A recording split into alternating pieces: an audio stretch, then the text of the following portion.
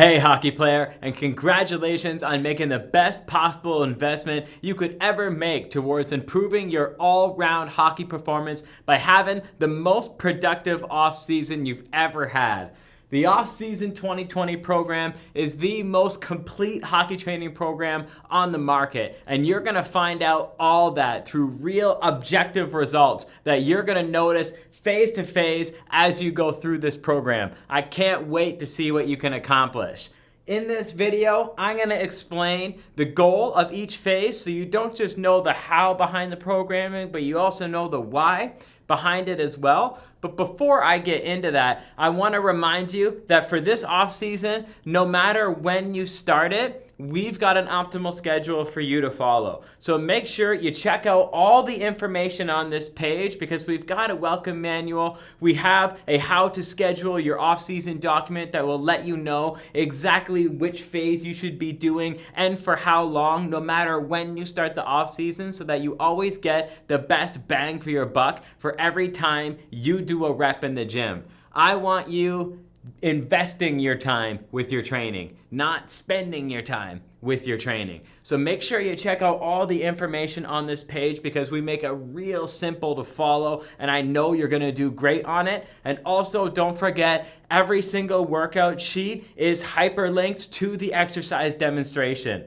That's right, you can just click right on the exercise and it will bring you to the exercise demonstration if you're ever confused about anything. Making it super simple, so the only thing you have to worry about is going to the gym and absolutely dominating. All right, let's get into this thing here. The first thing you're going to go through is the regeneration phase. This is also known as the active recovery phase.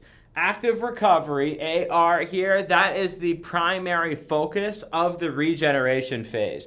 The in-season's a bit of a grind, isn't it? You go through the season, then you go through playoffs, and you're pretty beat up by that point. You might have some nagging injuries, you're definitely fatigued quite a bit, and you might not be ready to just spring into some really intense off-season training. And in fact, it would be not a wise decision to jump into some incredibly intense off-season training right away because you want to regenerate the body first. There's certain tightnesses and issues that the hockey players notoriously go through throughout the season. They'll develop a lot tighter hips. They'll develop a lot tighter Achilles tendon, entire ankle area. They'll need to work more on hip stability and ankle stability and definitely core stability. They'll have imbalances from one rotator cuff to the next. And the reasons for these are plenty. But just rest assured that you know within the regeneration phase, you are going to be taking your body to the next level and really slingshotting yourself to have a productive phase one. Because in the regeneration phase,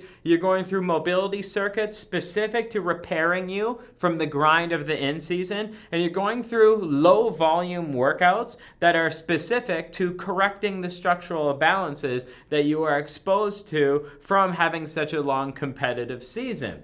Once we accomplish all of this, then you're able to train a lot harder and you're able to focus greater on structural balance. That is phase number one's goal. So while regeneration, the phase is active recovery, we want to still move around and do things that are hockey specific to improve performance, but at a low enough volume so that we can actually recover from the hard demand of the season. Once we do that, we're ready for phase one because a big mistake a lot of hockey players make is they won't actually correct any of their tightnesses or even start working on any of their structural balance issues within the regeneration phase. And that's a big mistake because if you go straight from the in-season and then try and do, say, a heavy barbell back squat in phase one, that's a problem. Because we've got tight ankles, we've got tight hips, and hockey athletes notoriously have weak and underdeveloped vastus medialis obliques, which is that muscle on the inside of your thigh. It's that teardrop-looking muscle. They've got imbalances in the core, your core stiffness, but also your core contractions from a flexion perspective. There's imbalances in the rotator cuff. So a big problem a lot of people undergo, and they put themselves at a way too big of a risk for injury, is if you don't correct the issues before you load a movement, it's a big problem. Because now we're talking about someone who has structurally imbalanced quads, tight calves and Achilles tendon, tight ankles, tight hips, imbalanced upper body, and yet they're going to load the spine with a barbell and start trying to do some heavy barbell back squats. You're loading a body in the most wrong way possible. You're going to load the body in a way in which supports improper movement mechanics, supports improper technique, and actually supports further structural balance problems because you're going to be only loading the muscles that are strong enough to be able to perform that movement. Huge, huge, huge, huge, huge mistake. I don't think I need to repeat that anymore. When we do the regeneration phase properly, I like to think of it as a slingshot into phase 1 because you're able to train way harder in phase 1 in an injury-free manner so you get better results, but you're reinforcing good movement mechanics, good technique, limiting injury risk, and because you're doing all those things, you can train harder. And the only way to get results is to train harder. You can't just train with the same volume as a regeneration phase. That's what hockey periodization is all about. We need to keep making each phase harder and harder after the next. It's what's known as the principle of progressive overload in training program design. Each phase has to build upon each other all the way through. And if you only do, say, total body workouts 3 sets of 10 all off season, you might make gains in the first phase. But then you're just going to stay the same person for the remaining 5 months or 3 months, 4 months, 5 months, whatever it's going to be. You're going to stay that same person for the rest of the off season. Then you're not going to make a lot of progress by the time you actually start your in season. So we prepare the body for battle, and then we put the body into battle starting in phase 1. Now, barbell back squat was just an example exercise, but body weight movements obviously fall into this category as well. If you're doing prisoner squats, prisoner split squats, and any kind of split squat variation, lunges, you don't want to load any of those movement patterns improperly, or else you're going to defeat the entire goal of this phase, which is to create structural balance. Hockey, being a unilateral sport, what that means is essentially you're always playing on one side of your body. You either shoot right or you shoot left, which means you're always rotating on one side and always decelerating on the other side. So one side has pretty strong decelerative strength and the other side has pretty strong accelerative strength. But that creates imbalances in your rotation, your rotary muscles within the core, but also major imbalances in your shoulder because they act differently every time you pass, every time you shoot, every time you receive a pass. And then from the skating mechanics, the fact that your your toes, the articulation is pointed slightly outwards and you press down and out for a skating stride, you create a lot of imbalances, particularly the one I talked about previously, the underdeveloped vastus medialis oblique, and then also you underdevelop 2 muscles within the hamstrings. The hamstrings are actually a group of muscles, the semitendinosus, the semimembranosus, and the biceps femoris. When you have your toes pointed out and you are pressing backwards, you're only really strengthening the biceps femoris, and you're underdeveloping 2 other muscles in the hamstrings.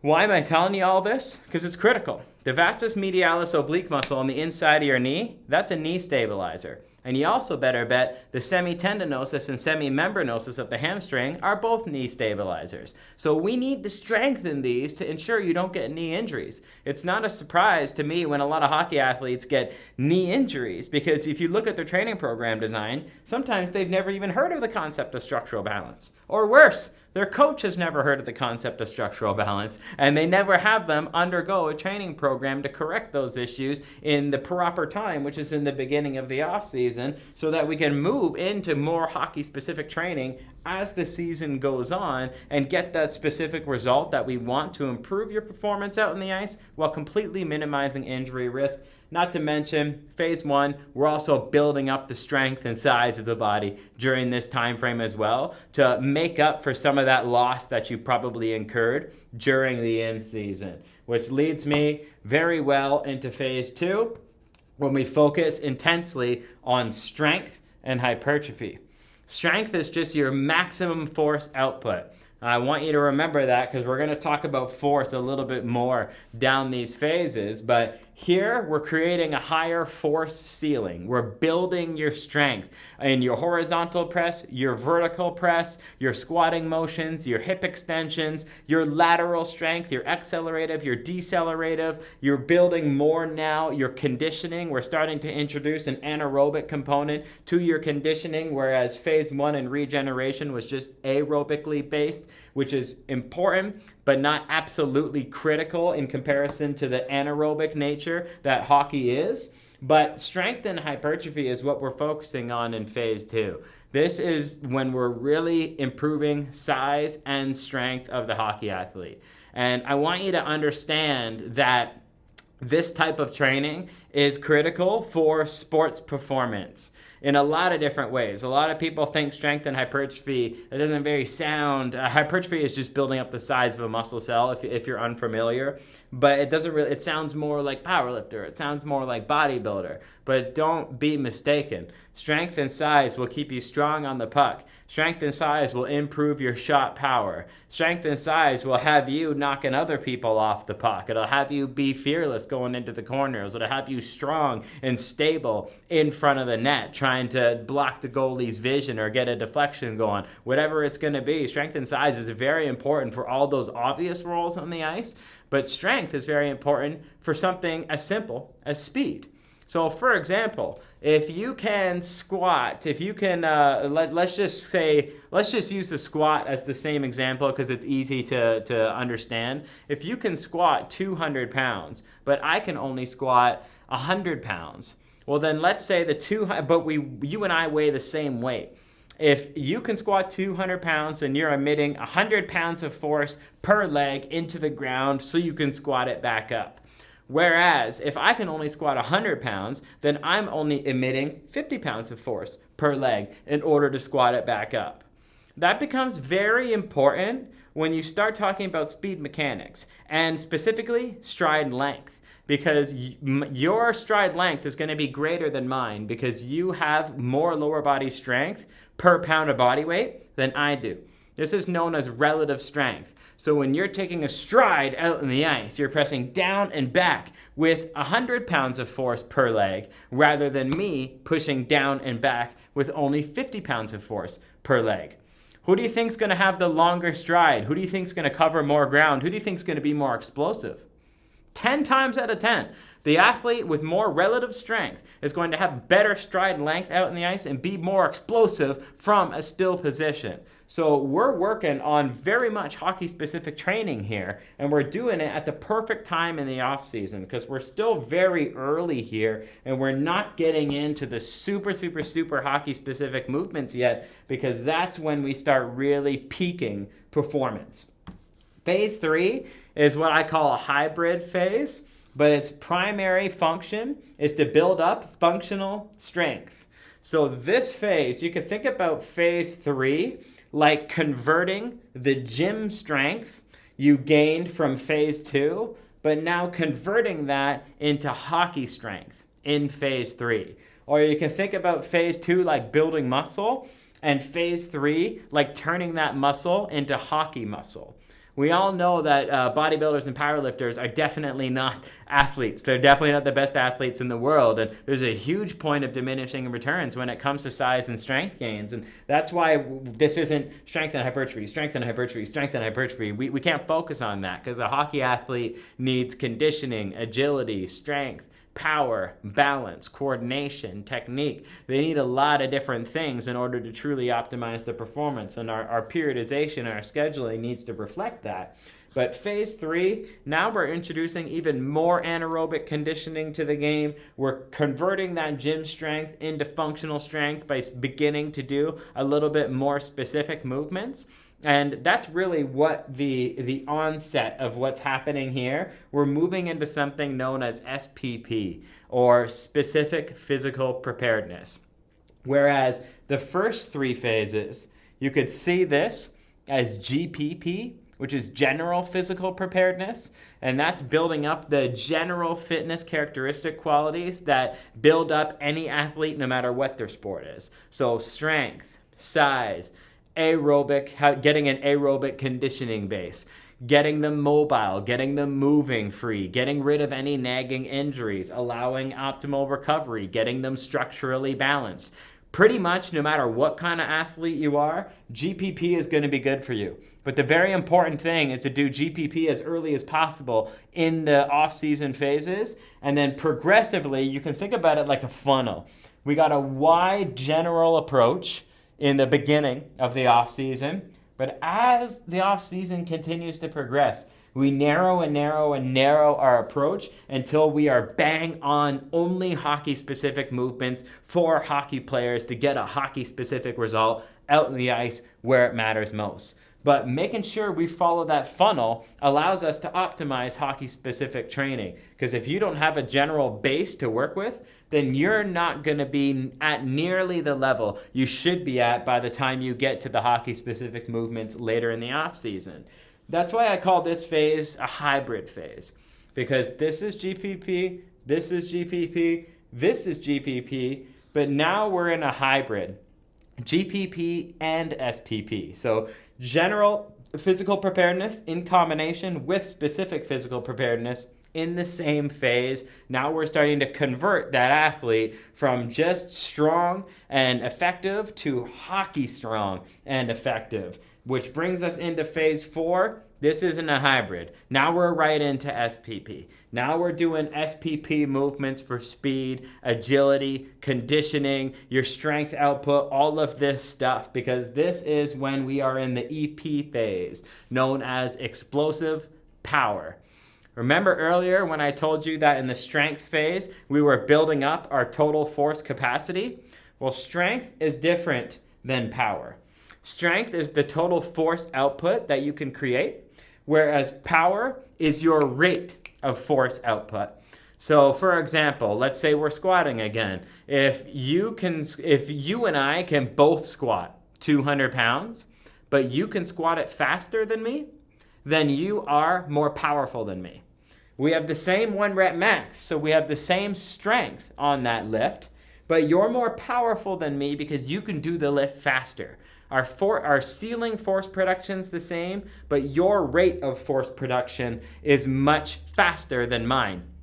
This is why we do this GPP stuff in the beginning, because your rate of force production doesn't much matter unless you have a high ceiling as well. So what do I mean by that? Well, if you can only squat 50 pounds, but you can do it really fast, nobody really cares because that's not going to result in a good stride length. That's not going to result in explosive power. It's not going to result in much of anything because you're not strong relative to your body weight. The goal is to build a high level of relative strength early in the off season and then convert that relative strength into power. So not only do we have a high ceiling, but we're extremely explosive with that ceiling at the same time. And I don't mean just explosive with your speed in a straight line. I mean explosive with your conditioning, explosive with your agility, explosive with your straight line starting speed, that first step quickness, but also your rate of force production. Think about how much that plays a role in how much velocity and horsepower you can get behind a slap shot by the time you hit the puck. If you're up here and you're really strong, you just think about like a giant bodybuilder golfing or a giant bodybuilder. Let's just use golfing. Golfing's a good example. We got a 300-pound bodybuilder, and then we got a 175-pound professional golfer. Who do you think is going to drive the ball further? It's going to be the professional golfer, even though he's half the size. Why? His power is on a totally different level, and his technique is on a totally different level. The bodybuilder has got a huge force potential, but by the time he gets to the golf ball, he's like, it's just, there's too much mass to move from a strength perspective and not from an athletic power perspective. So phase 4, now we're in pure SPP, and we're starting to convert the machine that we've built, the injury-free, big, strong, powerful hockey player. We're starting to convert this machine into a hockey-specific machine that has explosive power, because that force is now being produced at the fastest possible rate, which brings us into phase 5, where we start really bringing everything in together. You guys are going to love phase 5, because this is when you start feeling like an absolute beast monster. You're going to be making progress all off season long, don't get me wrong, but phase 5, you can think about unlocking that progress, because phase 5 is about power endurance. So that is a trainable quality. So we've got strong, but now we've turning that strength into a high rate of force production. So we're explosive, but now we're working on our endurance being explosive. So we're working on power endurance, meaning you're not just going to be explosive in the first period. You're not just going to be explosive for the first few shifts of each period. No, we're working on your ability to have a high level of endurance with a high level of force output. Meaning, you're going to be explosive from the beginning of the first period all the way to the end of the third period, because you've done everything in the correct logical way, and you've built the high force ceiling. You've made sure your rate of force production is as fast as possible, but now you're ensuring that your gas tank is as big as possible to repeat that force production as many times as you need to. So the entire body is going to be built in a way that is explosive and that can sustain explosiveness all game long. You're going to see a lot of training volume here in the form of speed, conditioning, agility, because now's the time to hammer and hammer and hammer on that SPP to get as much hockey-specific results as possible out of your programming. Remember, we're not in the gym to be better weightlifters. We're not doing body weight workouts to be better exercisers. That's not why we're here. Every form of exercise that we do is to become a better hockey player. We need to tie all that back in. So we throw a ton of SPP in the power endurance phase so that you build that power endurance, but you do it in a hockey-specific way. So that translates out in the ice, and you're really going to unlock your potential in that phase. And then phase 6 is really what it's all about. For the next final phase in this offseason, we're going to be peaking your performance. That's the PP phase, peak performance. And what you're going to undergo in this phase is a taper in volume and a peak in performance. Because although training will ultimately improve your hockey-specific fitness, anytime you train hard for a long period of time, you also increase your fatigue at the same time. Fatigue management is important in sports science, and you need to be understanding and following something known as the fitness fatigue model, because as you train really, really hard, your hockey-specific fitness goes up, definitely, but you're training really hard, so your fatigue goes up to match it. So even though you've made some gains, they're being canceled out by how much fatigue you've produced at the same time. This is something like known as overtraining, most people know it as. But when we taper your volume to peak your performance in phase 6, what happens is, since the volume is the number one contributor to fatigue in sports science, we taper volume so that fatigue drops, but we do enough training to maintain and therefore peak our performance. Because now we're peaking everything that we've worked for all off season, and we've got no fatigue at all that's clouding or muddying any of the gains that we've made. This is where we peak performance going into hockey camps, going into hockey tryouts if you do them at that time of year, or just going into the next season. All right? Big GPP all the way down to SPP, building the perfect hockey machine. All right, you guys, all the information you need is on this page, but hey, if you ever have a question about something, don't hesitate to contact us. Let's frickin' kill it this offseason.